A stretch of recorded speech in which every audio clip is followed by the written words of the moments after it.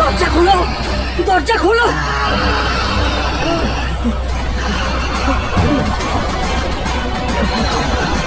দরজা খোলো।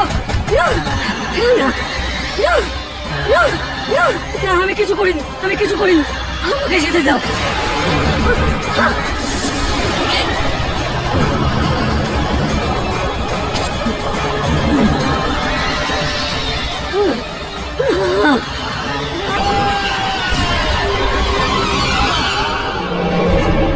আরে এটা তো ডক্টর শুভমের চিৎকার।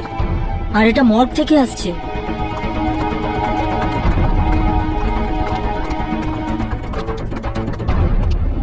ডক্টর শুভম,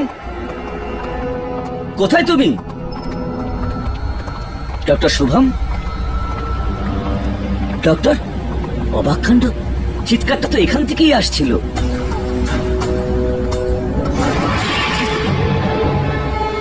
কোথায় চলে গেল?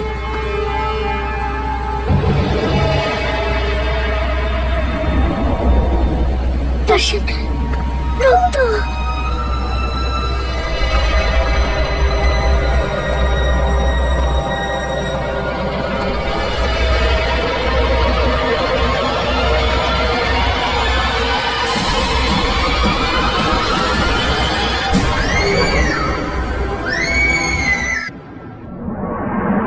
মেরে দিল, ললিতকে মেরে দিল, শুভমকে ললিত মেরে দিল। সিমি, কিন্তু সিমি ও শুভমকে কি করে মারবে, যেখানে ললিতের লাশটাই তো ওই ঘরে পড়ে রয়েছে। তাহলে শুভমকে কে মারলো? ওই ঘরটায় ললিত ছাড়া আর কেউ ছিল না, আর বাইরে থেকে যদি কেউ ভেতরে না গিয়ে থাকে তাহলে কে মারলো শুভমকে? আমার মনে হচ্ছে কি সিমি ঠিক বলছে।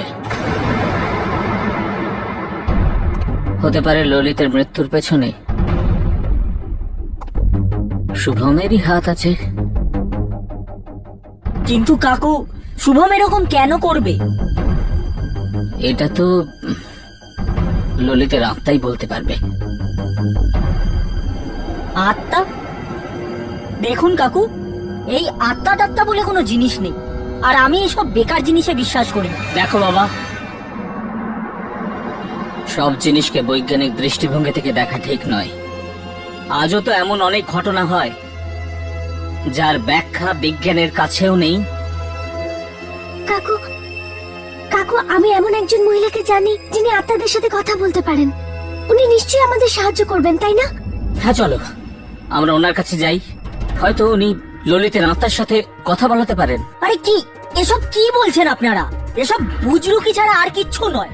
আর যদি এই সব মহিলাদের কথা বলেন তাহলে আমি এদেরকে খুব ভালো করে চিনি। সাদাসিধে মানুষদের বোকা বানিয়ে এরা শুধু টাকা কামায়, আর কিচ্ছু না। কিন্তু কিন্তু একবার চেষ্টা করতে দোষটা কোথায় দর্শন? সিমি, চেষ্টা? ঠিক আছে, আপনারা করুন চেষ্টা। আমাকে রুগী দেখতে যেতে হবে, আমি আসছি। Excuse me. দর্শন,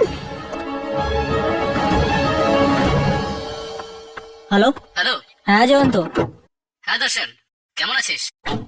কি আর বলি বল, তুই জানিস তো শুভম মারা গেছে। শুভম মারা গেছে? কি করে?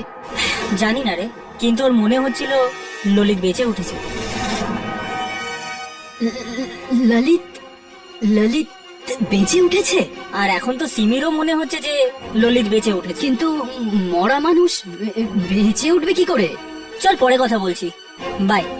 Hello, hello.